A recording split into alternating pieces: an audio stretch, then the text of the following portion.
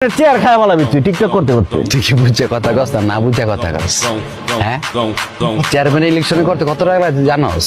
লাখ লাখ টাকা লাগে। লাখ লাখ টাকার দিন শেষ, আমি হম কোটি টাকার চেয়ারম্যান। আমার সেকেন্ডে সেকেন্ডে লাখ লাখ টাকা লস হয়ে যেতেছে, আর তুই এত 30-40 টাকা হিসাব। আমার পকেট থেকে টাকা পড়ে গেলে 1000 টাকার নোট আমি তুলি না কেন?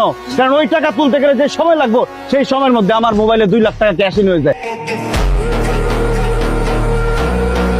হ্যালো গাইস, কেমন আছেন সবাই?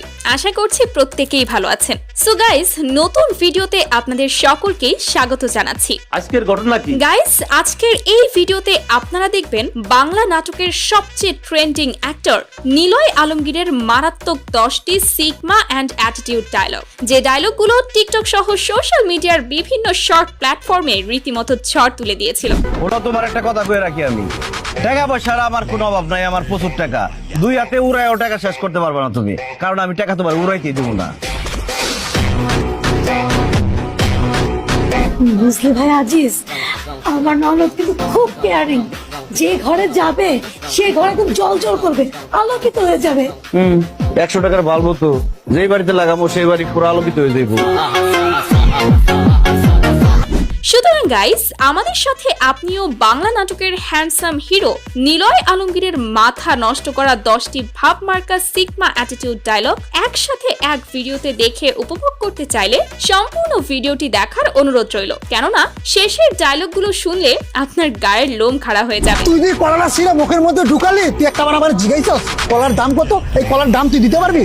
এই তুই কার সাথে কিভাবে কথা কইতেছস? তুই আমার চিনস পকেটের বাচ্চা? আমি শিল্পপতি আজিজ। ভিডিও শুরু করা যাক। সো গাইস, ভিডিওর শুরুতেই দেখবেন কোটি টাকার চেয়ারম্যান নাটক থেকে একটি ডায়লগ। এই কি হচ্ছে বুঝি নাই, ও চেয়ারম্যান ইলেকশন করব? এই মূর্খ, তুই কি চেয়ারম্যান বারণ করতে পারোস? তাহলে বুঝে কথা কইস, কাল লয়ে কথা কইতাছস। হ্যাঁ, আমি তোর কথা দিলাম আগামী নির্বাচনে আমি আসি ইলেকশন করে পাস করে তোর দেখাই আমি চেয়ারম্যান হবো। তোর মতো ছাত্রী যদি চেয়ারম্যান হয় না, ওই চেয়ারম্যানের চেয়ার খায় বলাবি তুই টিকটক করতে করতে। নাটকটিতে পাভেল এবং নিলয়কে দুইজনকে দুইভাবে বিপক্ষ দল হিসেবে দেখা যায়, আর এতে করে নাটকটি আরো জমে উঠেছিল। ভাইরাল হতে চাইলে নিজে ক্রিয়েটিভ কিছু কর, টিকটক দেখে ছাত্রী মতো খালি কপি করিস না। বলছি তোর গলার মধ্যে চাপ দিয়ে একটা খালি গায়ে একটা টুকা দিয়ে দেখ, হাত পানি আবার যেতে পারবে, একদম ভাঙ্গা পকড়ে পড়ে দেবো। ডায়লগটা আমার কাছে অসম্ভব ভালো লেগেছিল। এই কথাটা সম্পূর্ণ আমার হেটার্সদের উদ্দেশ্যে ছিল। আমাকে এখনই বিয়ে করে ফেল। বলবে হলে তোমাকে এখন বিয়ে করবো? এখন কি আমার বিয়ে করার সময় হয়েছে?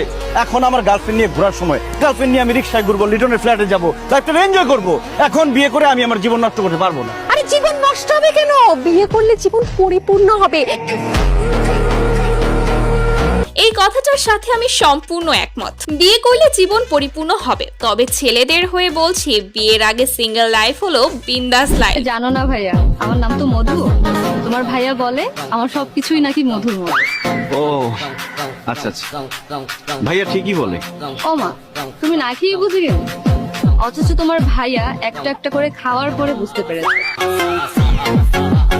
মেয়েটি কিন্তু খাবার খাওয়ার কথা বলছে, আপনারা আবার অন্য কিছু ভাববেন না কিন্তু।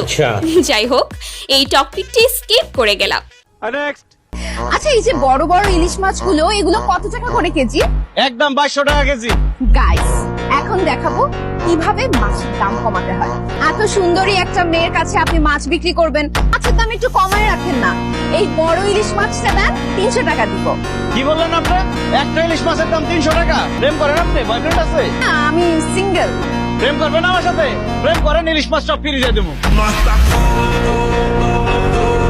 মেয়ে হয়ে বলছি, মেয়েরা সব জায়গায় একটু বেশি বকবক করে। এবারে জায়গা মতো গিয়ে সঠিক উত্তর পেয়েছে। আমার এই গাড়িতে ওঠার জন্য কত মেয়ে লাইন ধরে থাকে, কিন্তু আমি তাদের পাত্তা দিই না। তাদের পাত্তা না দিয়ে আমি তোমাকে পাত্তা দেওয়ার চেষ্টা করতেছি, আর তুমি ওকে ইগনোর করতেছো কেন? যেই ছেলে সব মেয়েদেরকে ইগনোর করে, সেই ছেলেকে আমি ইগনোর করতেছি।